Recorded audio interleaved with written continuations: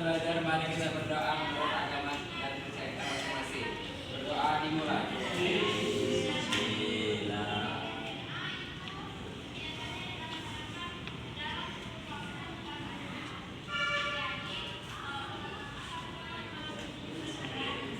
Berdoa selesai. Jadi sebelumnya tujuan kakak datang ke sini ialah ingin memberikan layanan bimbingan konseling format klasikal. Ada yang tahu di sini apa bimbingan konseling format klasikal?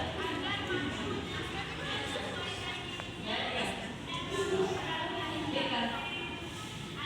Jadi bimbingan konseling format klasikal yaitu bimbingan yang dirancang dengan mengadakan pertemuan secara tatap muka dengan konseling atau guru BK yang berbasis di dalam kelas. Tujuannya yaitu untuk agar peserta didik mampu mengaplikasikan hasil layanan konseling dalam mengambil suatu keputusan. Ada yang bertanya lagi? Jadi di sini kakak menyampaikan materi yang berjudul tentang pengaruh orang tua dan keluarga dalam perkembangan anak. Di sini kakak menjelaskan materi sekitar 40 sampai 45 menit. Peran anak-anak semuanya di sini, anak-anak sekalian boleh bertanya apa yang nantinya sekalian anak-anak tanyakan, atau yang nggak dimengerti, atau yang tidak dimengerti nanti boleh ditanyakan. Boleh juga permisi ya. Jadi di sini kakak akan mengambil tema tentang pengaruh orang tua dalam perkembangan anak.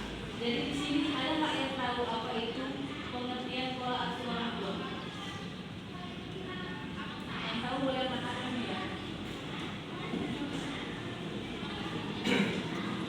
Kakak nampak tadi? Ada yang tahu?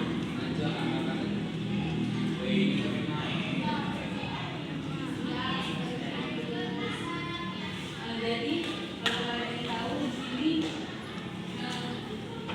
contohnya gini, kalau seorang tua di sini ada nggak di sini yang keluar malam selalu dibatasi rumahnya atau jalan-jalan selalu dibatasi sama orang tuanya, ada nggak? Ada. Jadi arti pola asuh orang tua adalah bagaimana orang tua memperlakukan anak, mendidik, membimbing dan mendisiplinkan serta melindungi anak dalam mencapai proses kedewasaan sampai dengan membentuk perilaku anak sesuai dengan norma dan nilai yang baik sesuai dengan kehidupan kita di masyarakat nanti. Jadi dari sepenggal yang saya sampaikan tadi, di sini dapat mengangkat judul yang bertema dengan pengaruh orang tua dalam membangun perkembangan anak. Jadi sebelum kita mulai, biar kita lebih semangat lagi, saya di sini ada game yang dimana gamenya namanya bermain peran. Ada yang tahu apa itu bermain peran?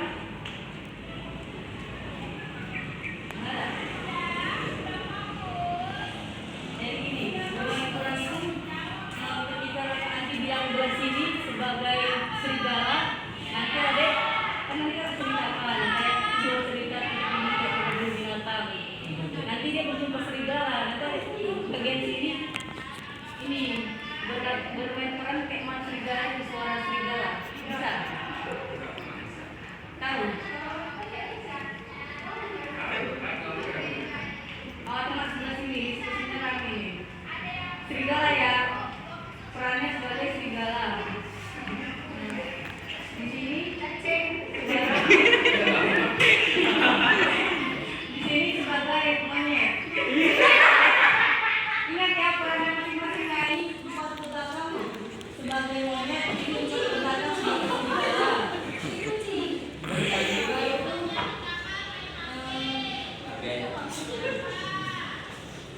Empat ke belakang sebagai anjing. Ini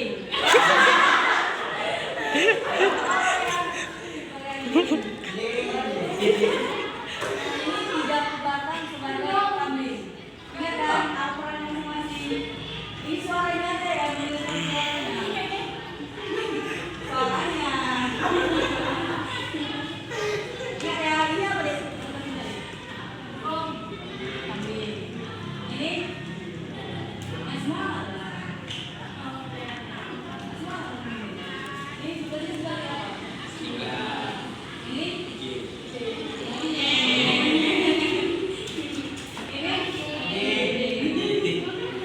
jadi ingat ya, ini kalau kalian cerita, jadi apabila nanti kakak menyebutkan nama kalian, kalian mengeluarkan suaranya. Ngerti kan? Saat liburan sekolah semester kemarin, Andi dan keluarga pergi berkunjung ke kebun binatang. Andi merasa senang ketika ayahnya mengatakan akan mengajak Andi jalan-jalan ke kebun binatang. Sesampainya di kebun binatang, di sana Andi banyak melihat jenis hewan yang ada di dalam kandangnya. Ketika Andi berjalan lebih ke depan, Andi melihat beberapa ekor serigala.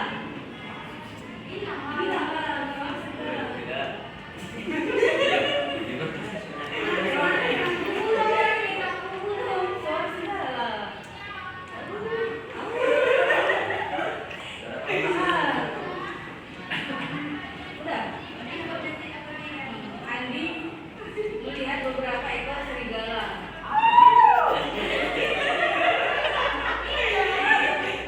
Dan ia melihat ke samping ada seekor monyet.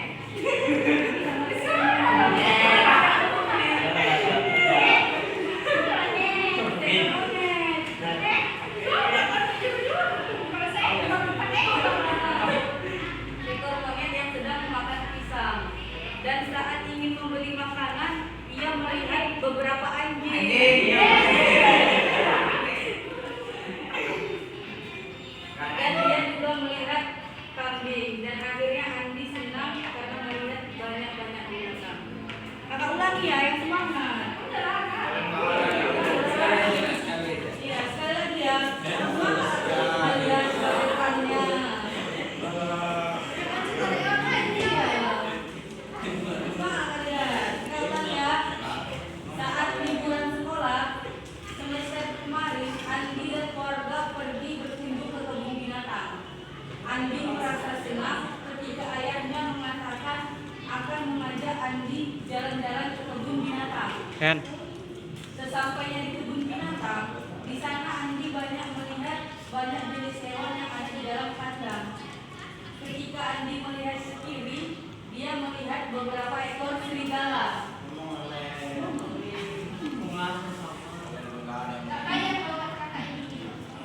Dan ia melihat ke samping ada seekor monyet.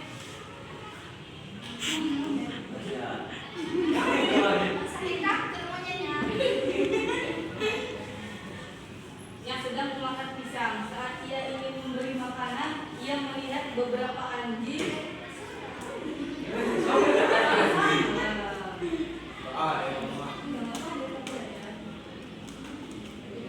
Dan juga melihat kambing. Dan akhirnya Andi senang karena banyak melihat binatang. Jadi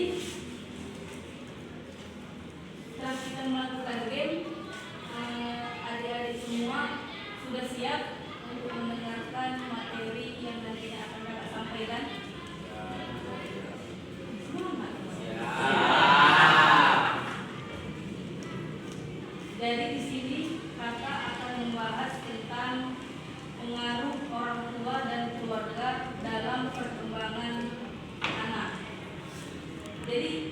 di sini kalian boleh bertanya apapun yang kalian apa yang intinya kalian nggak pahami.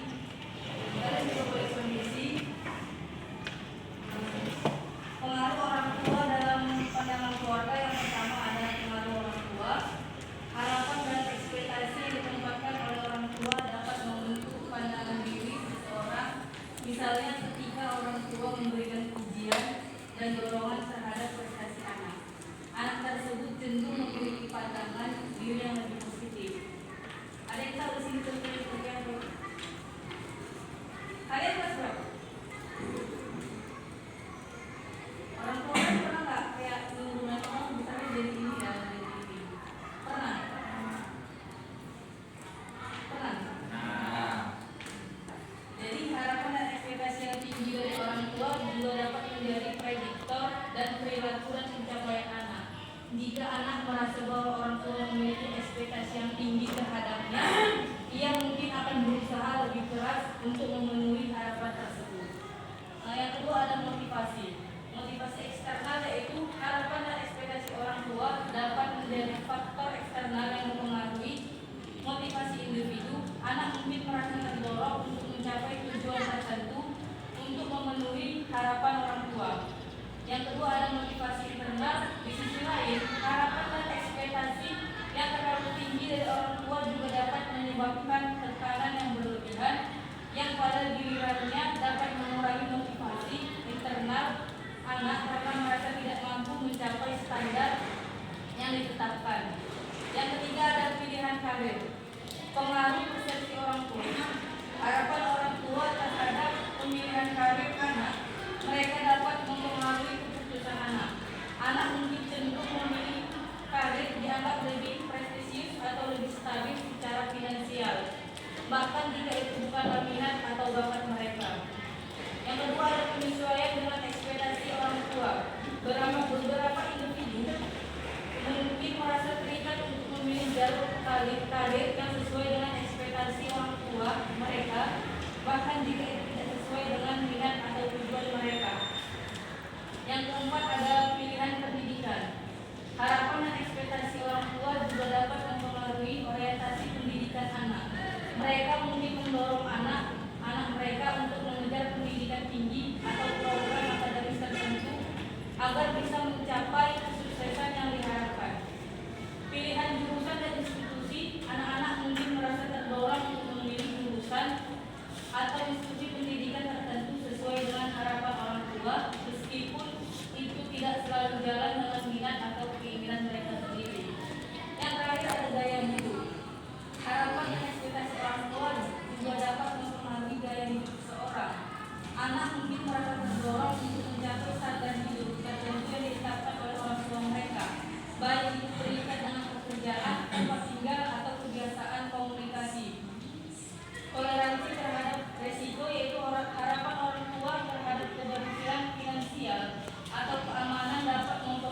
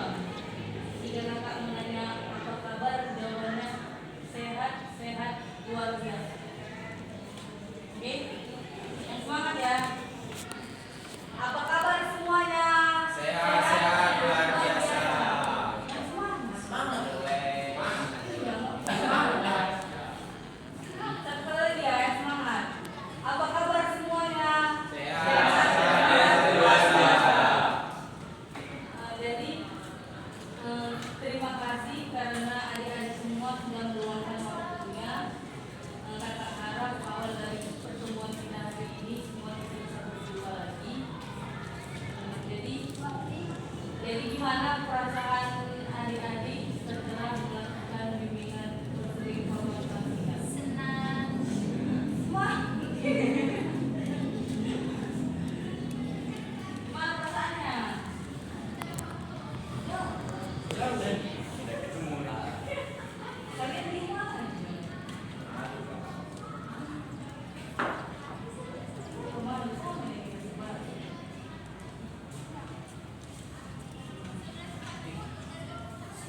Jadi apakah topik yang kakak bahas menyenangkan atau menambah pemahaman Anda semua? Enggak. Menambah atau tidak?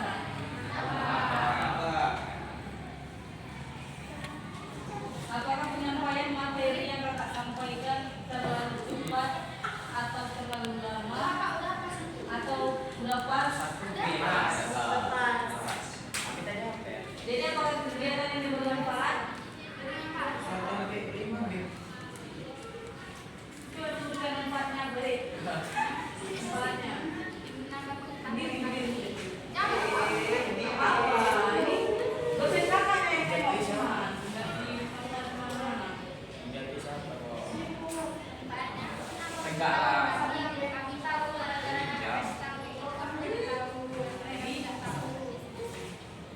Udah itu aja.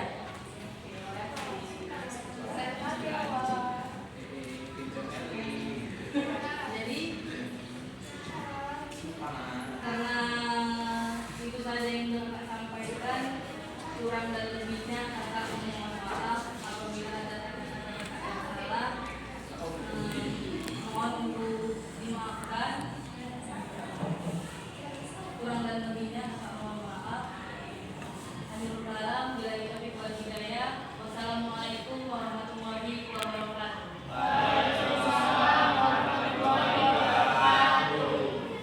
Bimbingan